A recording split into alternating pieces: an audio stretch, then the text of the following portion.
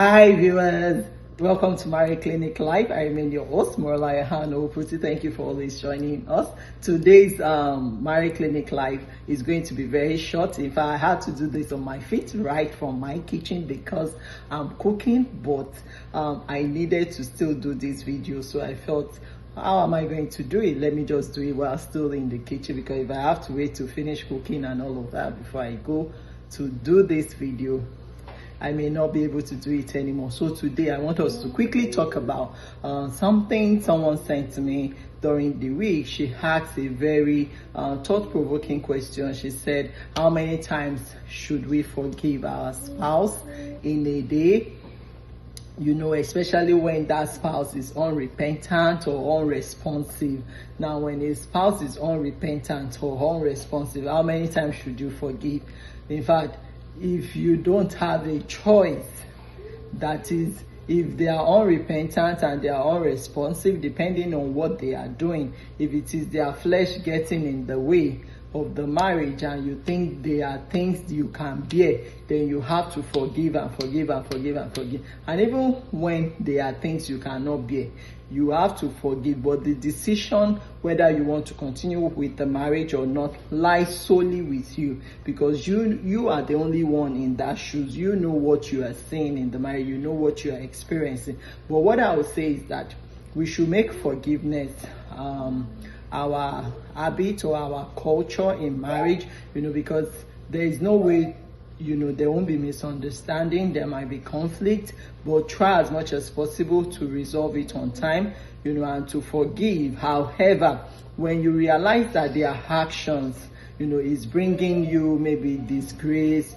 reproach, their actions is attracting causes to the home or to you, or their actions is causing you even disrespect, is damaging, your well-being, you see yourself being impoverished, or you see yourself being ruined, by the marriage, then, just forgiving might not be the only thing you need to heal or bounce back from such marriage. You might need to do much more than just forgiving. Yeah, it's good to forgive. You are forgiving them, for your own good, to let it go from your heart. However, you want to put in place precautionary measures, or you want to put in place measures that can help protect you from whatever actions they are doing, because it's no longer within your control. Whatever this other party is doing is beyond your control, but what you can control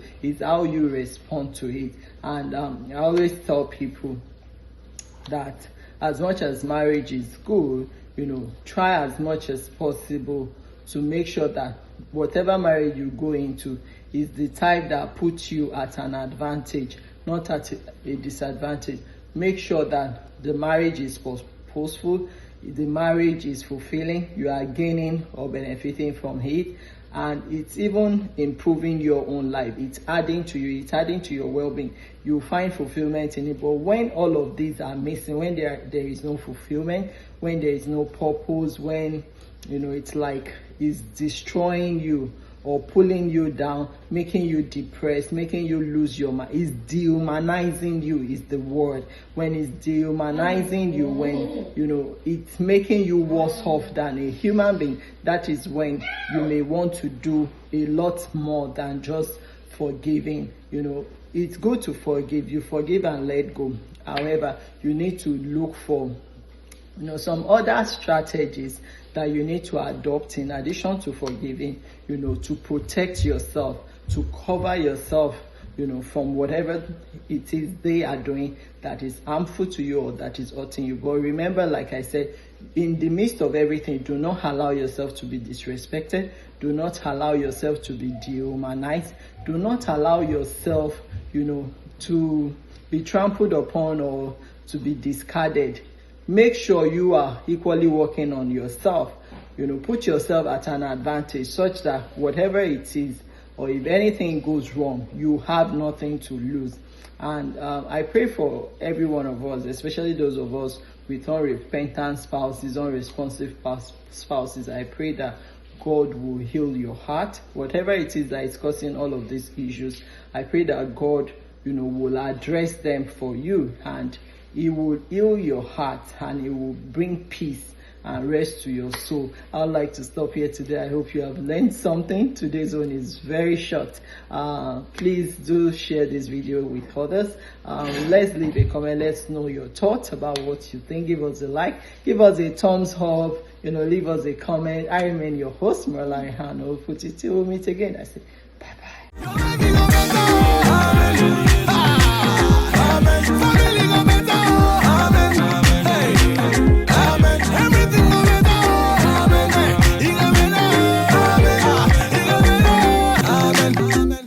Marriage Clinic TV.